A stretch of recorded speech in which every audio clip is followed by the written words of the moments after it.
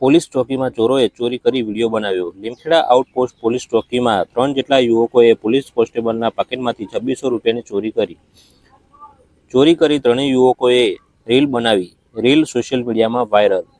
ત્રણેય યુવકોએ આઉટપોસ્ટના લોકઅપમાં અંદર ઘૂસી રીલ બનાવી। આઉટપોસ્ટના કોન્સ્ટેબલ ચોકીને લોક કરી તપાસના કામે લીમખેડા ગયા હતા। તે દરમિયાન બની ઘટના।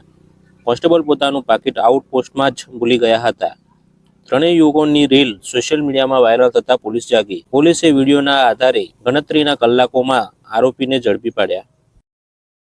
માંડવીવા રૂપીમાં ત્રણેક જેટલા ઈસમોએ ગુનાહિત અપ્રવેશ કરી પોતાની રીલ બનાવી અને ટેબલના ડ્રોવરમાં પડેલ ઇન્ચાર્જ